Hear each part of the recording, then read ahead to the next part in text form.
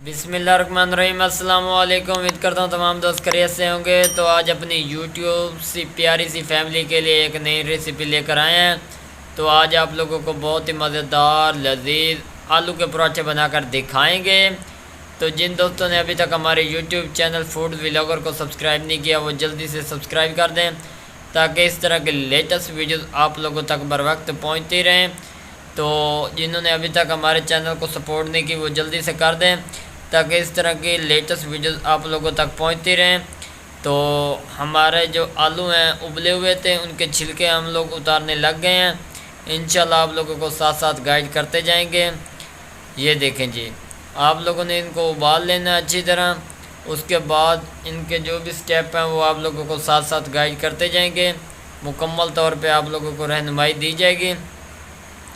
ये देखें जी, माशाल्लाह बिल्कुल आसान और सिंपल तरीके से आप लोगों को गाइड करेंगे।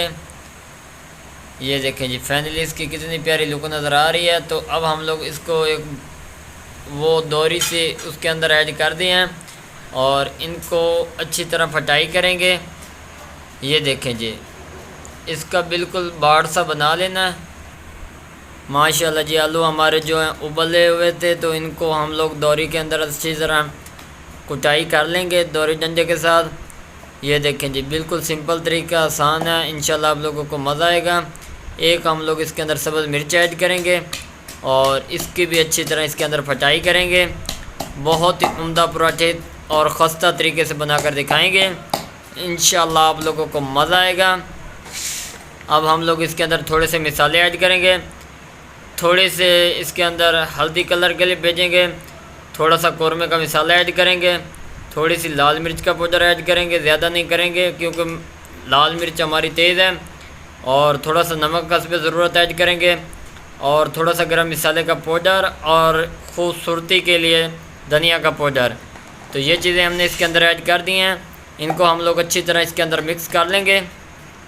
ये देखें जी, माशाल्लाह सुभान अल्लाह जी। अब हम लोग इसके अंदर सब्ज़ धनिया ऐड करेंगे खुशबू के लिए और एक बेहतर टेस्ट लाने के लिए। ये देखें जी, माशाल्लाह इनको हम लोग अच्छी तरह आलू के मसाले के अंदर मिक्स कर लेंगे। साथ साथ आप लोगों को गाइड करते जाएंगे। इंशाल्लाह आप लोगों को मज़ा आएगा और चैनल को सपोर्ट ज़रूर करना।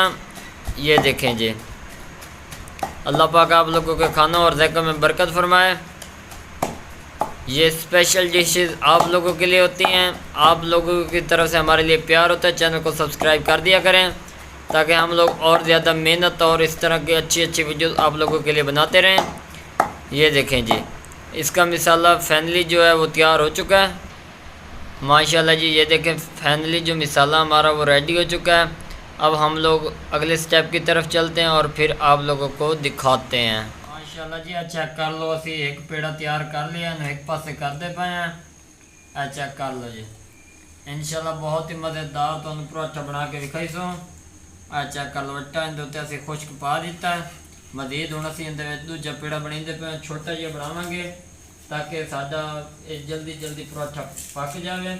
इंशाल्लाह तुहानू मज़ा आएगा।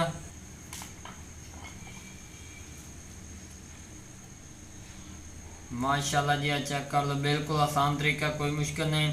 एक बार ट्राई ज़रूर करो। अगर वीडियो पसंद आ जाए तो चैनल सब्सक्राइब ज़रूर कर दिया। ये चेक कर लो, चकनी वेलनी के उत्ते बहुत ही खस्ता और मज़ेदार पराठे तैयार होंगे ने। इंशाल्लाह तुहानू मज़ा आएगा। माशाल्लाह जी, चेक कर लो, असी इहदे उत्ते मसाला जी सड़ दिता है। ये देखो, इंशाल्लाह तुहानू मज़ा आएगा। इनू इस तरह हाथ की मदद नाल तुसीं कर देना। देखो फाइनली इस पासे असी मसाला ला दिता। ये तुहानू एक नवा तरीका बना के विखाइंदे पे हैं। सोचते पे उस भी पराठे इस तरह बन देते हैं, लेकिन तुहानू नवी चीज़ बना के विखाइंदे पे हैं। हुण असीं इहदे उत्ते रोटी सट्टांगे। चेक कर लो जी, असीं इहदे उत्ते रोटी पाइंदे पे। बिस्मिल्लाहिर्रहमानिर्रहीम। पतली रोटी असीं तैयार की है। बाज़ारी आटा तुसीं भी तैयार कर सकते हो, कणक वाले नाल ही कर सकते हो, लेकिन बाजारी आटे नाल मज़ेदार पराठा तैयार होंदा है। ए चेक कर लो।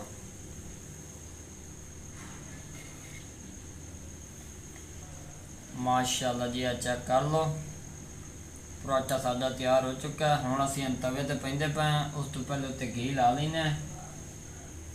माशाअल्लाह जी, बिस्मिल्लाहिर्रहमानिर्रहीम। माशाअल्लाह जी, पराठा असीं इहदे उत्ते सट दिता। हुण असीं इहदी साइडां ते घी थोड़ा जिहा ला देने हैं ताकि मज़ीद इहदे बेहतरी आ जाए। ये चेक कर लो जी, आ साइडां ते असीं घी इहदे ला दिता ताकि तल्लू बिल्कुल सॉफ्ट और मुलायम बन जाए। इंशाल्लाह तुहानू मज़ा आएगा। एक नए तरीके नाल बना के भी खावांगे।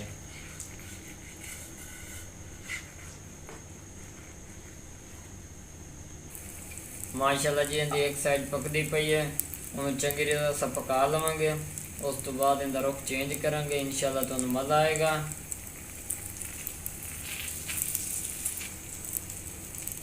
माशाअल्लाह सुभान अल्लाह जी, चेक कर लो, गोल्डन शेप इहदे उत्ते आ चुकी है। हुण असीं इहदे उत्ते भी थोड़े जिहे घी तलनी साइड दी भी ला देने हैं। ये चेक कर लो जी। इंशाल्लाह अज दा यादगार आलू वाला पराठा तुहानू याद रहेगा। जिन्ना चैनल में सपोर्ट नहीं की, सबसक्राइब नहीं किया, जल्दी ना कर दियो ताकि जो नवीं तो नवीं वीडियो तो तक पहुँचदियां रहन। आ चेक करो जी, असीं इहदी तलवीं साइड हुण पकाइने हैं। गोल्डन कलर जैसे आएगा फिर असीं साइड चेंज करके फिर तुहानू दिखावांगे। माशाअल्लाह सुभान अल्लाह, मेरे अल्लाह दी बरकतां नेमतां। चेक कर लो जी, गोल्डन कलर इहदे उत्ते आ चुका है। बहुत ही खूबसूरत और उम्दा तरीके नाल तैयार हो रहा है। तो इंशाल्लाह तुहानू मज़ा आउंदी। ये चेक कर लो, घी तलू थोड़ा जिहा होर ला देने हैं ताकि इहदी तलवीं साइड भी चंगी रीत पक जाए। ये वेखो, ज़्यादा घ्यो तुसां नहीं लाना, असीं उधरली साइड भी ला देने ताकि इहदा एक बार मुड़ रुख चेंज करके थोड़े जे पकावांगे ताकि मिसाला अंदर वाला पक जाए। आलू तो वैसे साडे गले हुए हैं, मिसाला से भुनावना इहदे विच चंगी रीत। इंशाल्लाह तुहानू मज़ा आउंदी। चंगी रीत पका के तो फिर तुहानू दिखावांगे। माशाअल्लाह सुभान अल्लाह जी, चेक कर लो, फैमिली पराठा साडा जिहड़ा वो तैयार हो चुका है। गोल्डन कलर उत्ते आ चुका है, बहुत ही खूबसूरत और शानदार नज़र आ रहा है। सहरी कण तुसीं यूज़ कर सकते हो, गर्मियों के विच ही पका सकते हो। तो असीं हुण पराठा लाहिंदे पे हैं, उस तो बाद नाल असीं रायता ऐड करांगे ताकि एक बेहतरीन इहदे विच टेस्ट आ जाए। ये चेक करो जी, बिस्मिल्लाहिर्रहमानिर्रहीम। पराठा साडा फाइनली तैयार हो चुका है, बहुत ही खूबसूरत लुक नज़र आती पई है। हुण असीं नाल रायता तैयार करने फिर तुहानू विखाइने। माशाअल्लाह सुभान अल्लाह जी, चेक कर लो, असीं इहदा रायता बनाना शुरू कर दिता है पिया दही दा। चेक कर लो, सबज धनिया दौरी दे विच पा दित्ती है। उस तो बाद अदरक का थोड़ा जिहा टुकड़ा, 2 गुच्छियां थोम दियाँ, बहुत ही हाजमा करेंदे ने, बहुत ही प्यारा जायका आएगा। पराठियां दे नाल यूज़ ज़रूर किया करो। एक वे सबज मिर्च पेंदे पे हैं। माशाअल्लाह जी, इहदा रगड़ा चंगा लेंदे पे बेहतरीन करके ताकि एक प्यारा जिहा टेस्ट आ जाए।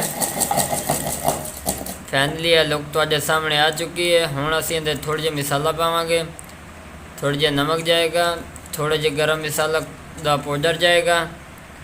माशाअल्लाह जी, बिल्कुल सिंपल तरीका, कोई मुश्किल नहीं। पराठियां दे नाल यूज़ ज़रूर करो, इंशाल्लाह तुहानू टेस्ट बेहतर इहदे च मिलेगा। हुण रेडी हो चुका। हुण असीं इहदे विच दही पेंदे पे हैं। दही दा कमाल तुसीं चेक कर लवे। माशाअल्लाह जी, दही पेंदे पे हैं। बिस्मिल्लाहिर्रहमानिर्रहीम। फ्रैश दही इहदे यूज़ की, फ्रिज से निकाल कर ठंडी दही यूज़ करनी है आप लोगों ने। चेक कर लो जी, बहुत ही मज़ेदार इहदा टेस्ट नज़र आंदा पिया। तो अल्हम्दुलिल्लाह बिल्कुल बेहतरीन तैयार हुई है। तुसीं इहनूं गाढ़ा यूज़ करना है, इहदे विच पानी नहीं यूज़ करना। नाल हुण तुसीं पराठे का इस्तेमाल करो, इंशाल्लाह बहुत ही जायका बनेगा। अगर वीडियो पसंद आ जाए तो चैनल को सब्सक्राइब ज़रूर करें। दुआओं में याद रखें। तब तक के लिए इजाज़त चाहते हैं। अल्लाह हाफिज़।